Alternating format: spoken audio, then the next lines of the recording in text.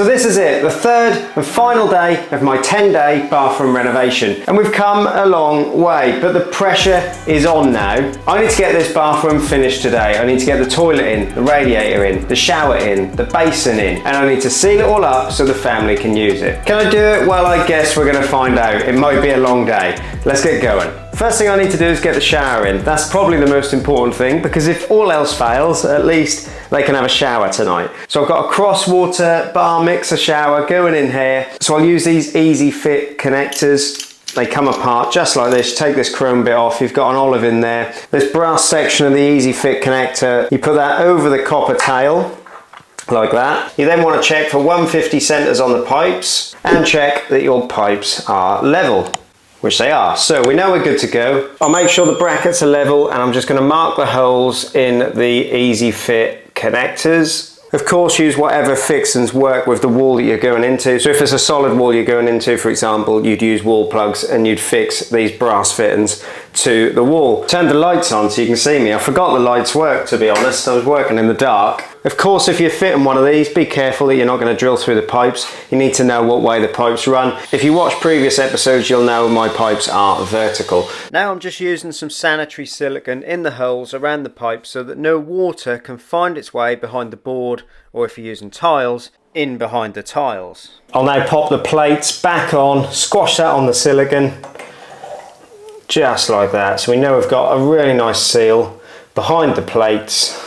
I'll use some screws to fix the plates in place. Perfect, they're solid. We can move on to the next step. Now I'll grab the other end of the compression fitting, slide the olive over the pipe, and then I'm just using an adjustable spanner and some grips to tighten up the fitting. So I now know where this bit of the compression fitting finishes. I can mark that with a pencil. Now I'll just cut the pipe to that length. Just deburr the pipe. All these little handy tools I'll link in the description. What this does, takes the burrs out of the pipe. I can then retighten the fitting. There we go, perfect. So I've done that for both sides. Now we can get our mixer on. Now the decorative trims can go on there. Some of these thread on, these ones just push on. Pop the two little O-rings into the inlets on the mixer, 1, 2, and then we can start to do this up. Get one on loose, providing you've got them 150 centers absolutely perfect, and this is why they're important. You should be able to just do this up nice and easily. Now I use an adjustable spanner and a microfiber, because what I want to do is protect the chrome. I don't want to scratch it with the spanner. So I'll pop this microfiber over my adjustable, and we're going to use that to tighten it up. Give that a little tighten. These don't have to be too tight, just nip them up. Mixer's on, that's the technical bit done. Now we're just going to fit the rest of the shower. Now all showers are going to be very slightly different, so it's best to follow the instructions, and that will tell you the exact measurements, places to mark, holes to drill. This bit's the riser with the shower head on. We're going to put that on next. And then it's really just a case of doing all the little grub screws up to fix everything. Handheld screws on, and then goes on there just like that. Now this is a cross water shower, and it was supplied by Drench Bathrooms. I've partnered with them for this whole project. They've supplied the bath, the shower, the toilet, towel radiator, underfloor heating that you saw in the last episode. So if you're after some high quality bathroom stuff at great prices, check out Drench Bathrooms, links down below in the description. Let's test the shower and get the shower screen up next. Perfect. No leaks. Now shower screens generally have quite a lot of things in common, right from the way that you fix things to the wall through to the way that you silicone them afterwards. But I'd advise that you check your individual instructions for whatever shower screen you've got, because they're all going to be very slightly different, especially these L-shaped bath ones. If you've not done one of them before, there's things like the seals that are a little bit different.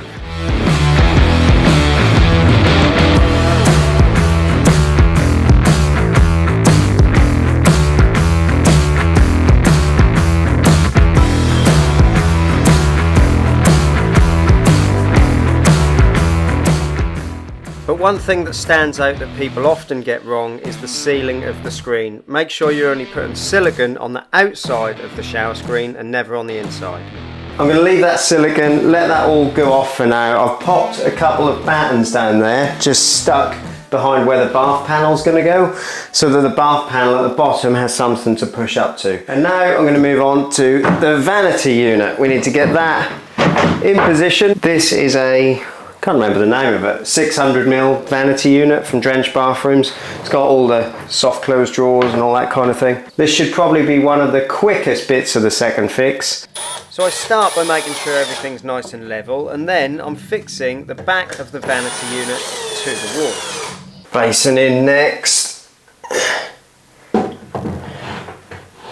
When you do these, you want to centre them up so you've got a nice equal lip all the way around. Once you're happy with it, we'll get some silicone on the bottom of the basin and we'll bed it down to the top of the unit. Basin tap, ideal standard, quite a nice little tap. Got the flexies on there already. You get this little plate for the tap to sit in, locate that in the middle, and then we can pop it through the hole in the basin. So now I just need to pop the drawer out. There should be something somewhere to pop it out.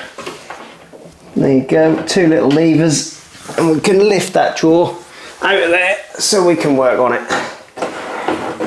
There we go. I'll see if I can get the camera in there, but all you got to do is put this on the bottom of the thread, tighten it up, and that'll nip the tap onto the basin. Once your tap's tight, basin waste time. Pretty simple. Take the big nut off the end, conical shaped washer, those two go underneath, foam washer goes on the top, and the rest of the basin waste goes on the top as well. Pretty simple. We'll pop it in the hole and hopefully this one will seal okay. It does look like quite a nice finish on the sink. They're not always as good as that. And then I just pop the conical shaped rubber washer over the threads and do up the big nut. And that will create our seal. This is a bottle trap with an AAV on it. If you want to know more about why I'm putting an AAV on there, check out the part 1 for the bathroom refurb, and that explains a little bit more. So we'll just thread this on and then we're going to connect the pipework up. With the ideal standard tap, you get the reducers from the 15mm pipe to actually put the flexies onto. So I put a short bit of copper from the reducer or coupler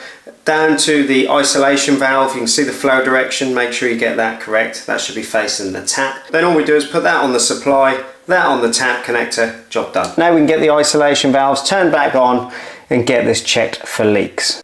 Remember, there's always going to be a little bit of air coming out of the tap at first. And so far we're looking good. No leaks at all, which is really good for my clock because I really want to get this wrapped up because it's now mid-afternoon and I need to get that done and a few other little bits as well to hit this 10-day deadline. Now, if you guys are not subscribers already, trust me, this is the time to subscribe because I've got some massive projects coming up that are going to make this one look small. So hit subscribe and don't miss them, and hit like because that helps this video reach and help more people on YouTube. So let's get the toilet installed next. We're putting a concealed cistern back to the wall toilet in here. If you want to see how I installed the cistern and all that kind of stuff, head back to the first episode of the bathroom renovation series. First thing I do, stand the toilet on a bit of cardboard. They're rough on the bottom. We've got nice shiny tiles, so what we want to do is stand on a bit of cardboard so we don't scratch those tiles. And there you go, we can slide that around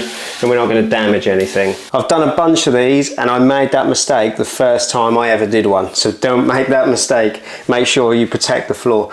At this point, unfortunately, we've got to let the sink back in the room. I can smell it already. Take the blank plug out and grab the flush pipe. That pops in the back of the toilet, push that all the way home, bit of silicone spray the other end into the seal, then centre the pipe into the flush plate behind, refer to episode 1 if you need to, and push the toilet back and you'll feel it go into the seal. So this gap here is what we need to lose off the pipe. So I've cut that black pipe down to length and you can see I've just chamfered the edge. Just give it a little rub down with a file or a bit of sandpaper, take any sharp bits off, spray it with some silicone spray, and then we can refit that pipe back into the hole. And at this point, before I put any silicone around the toilet or fix it in place, I like to just pop the toilet seat connectors in, just in case there's ever any problems with them. Now we can push the toilet back and mark for the fixings to fix it to the floor. Now I'm just going to mark with a tile marker where my fixing points are, so the screw holes are just there, and a little mark just at the bottom of the pan. Now I'm just going to grab a tape and measure the thickness of the ceramic. We'll transfer that 10mm onto the floor there. So this is the thickness of the ceramic, just there. These are the fixing brackets for the toilet. They need to sit just on the edge. They sit on the inside of the toilet pan. Of course, the screw is going to go through the hole and locate into these holes here, and we're going to fix it to the floor in these holes at the bottom here. So now I know where I need to drill. I'm going to use one of these tile bits, and I'm just going to make a hole through the tile. Once I'm through the tile, I'll stop and use a wood screw to go down into the floorboards. I don't want to go too deep in case there's pipes or anything below the floorboard. Now I'm just using the correct length screw with a washer on there. And that's the brackets screwed down to the floor, nice and solid. I'm just popping a bit of silicone spray on the pan connector. Now you should be able to get your hands in there and push the pan connector on. Once that's on, you can push the whole thing back to the wall. Just guide that flush pipe in. You'll feel it go in the toilet. Now that bit of cardboard can come out, and the toilet can be put all the way back. Now because I did the floor, I know that this is nice and level, and then I can just pop the screw in to fix the toilet to the brackets. So now the toilet's fixed in place, I'm going to silicone round it, round the sides, round the top, round the bottom, and that will also help to give it lots of strength. It'll stick it down to the tiles and it won't go anywhere, as well as of course sealing around it. And once all that silicone work is done, I just finish fitting the toilet seat, and you can see that's now fitted and the soft close is working perfectly.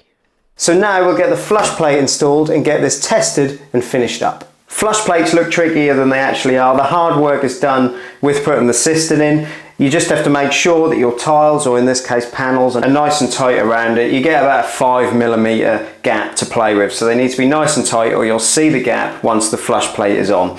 So if I bring you in closer, I'll show you how to fit it. Got a nice sharp Stanley knife, and I'm just going to cut around, and what we're doing is just cutting along those ridges in the flush plate.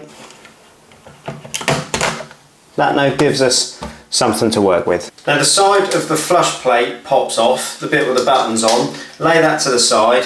You can see this is a pneumatic cistern and flush plate. Now if you listen, what you can hear there is when you push the flush button, that pumps air through to the cistern and tells it to flush, and that's how this system works. Now this piece here, that fits in first, and we fix that back and then we just clip the face on. To fix it back, you get these big long screw type things. I don't really know what the name of them is. These screw in to here, you cut them to length, they screw into the lugs on the back of the cistern there, and it locks this piece in place, and then you just clip the front on. There's all kinds of fancy ways you could cut these down. You could take a measurement from the front of this to this lug here, but all I do, pop that front piece on, I take a rough measurement, so I want that to just fly past that lug very slightly. I'll just grab a pair of cutters. Wow, that was violent. And then we've got two the same length. You see, we just pop that in there. That slides into that little lug. When you screw this in, it locks it in position. And that is tight and it's locked. It can't come out. I'll do that for the other side as well. There we go. Now I know this fits, I can take it back out again. We need to have this back out again to fit the pipes to the back of the flush plate. Now these pipes just push on to the little flush valves there, and then we're going to cut them. So we've got enough play to get them onto the back of the flush plate there. Give those a cut with a knife. Now we can just pop those pipes on the top there. As I push this back, I'll just make sure they're nice and tidy and they're not snagging on anything. All we need to do now is retighten the flush plate. One thing with these, they don't half attract fingerprints. Let's get this clipped on. Should be nice and easy. All you do, pop it on, just like that. Easiest part of the job. Moment of truth, let's give this toilet a flush.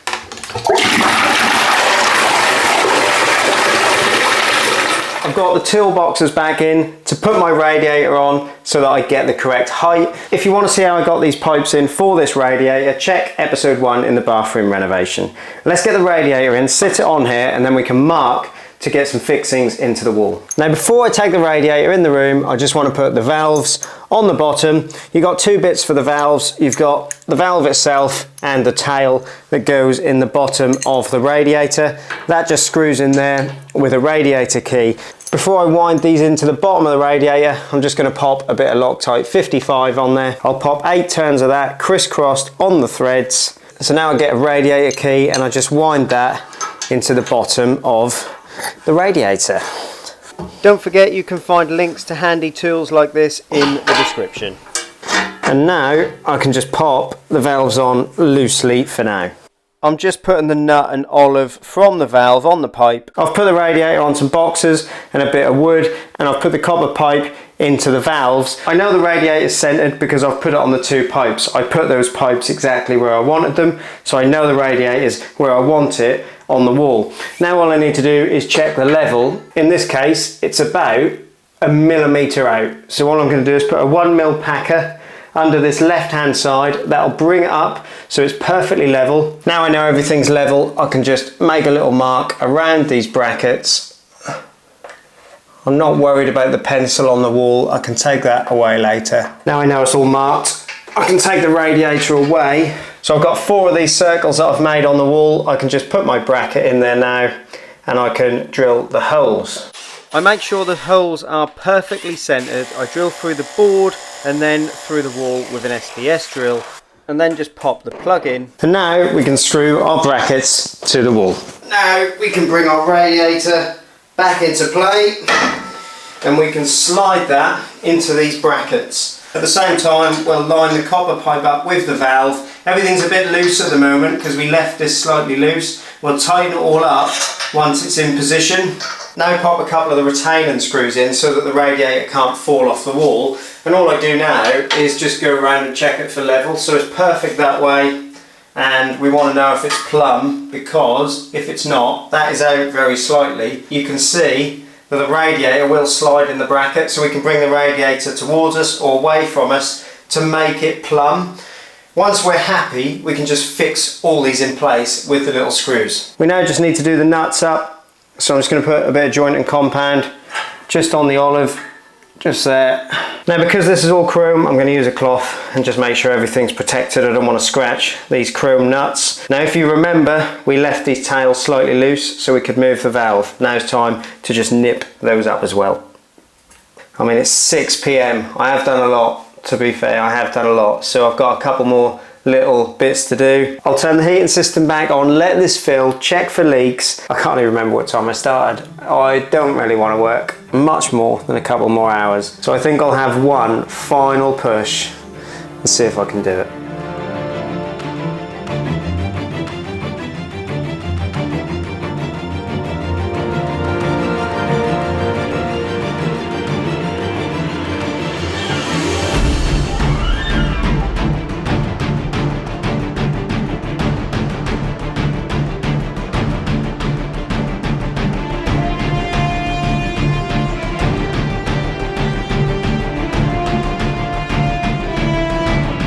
There's loads of snagging to do, so yeah, I have, I suppose, failed the 10-day challenge. But have I failed really? I've done a lot of work. The family can now use this tonight, so really I've kind of succeeded in a way, but I suppose I have failed the 10-day challenge, technically, because there is still snagging to do. But I have put a lot of hours into this. This is not really 10 days of working hours. I've put a lot of evening hours as well. I mean, look. It's getting late.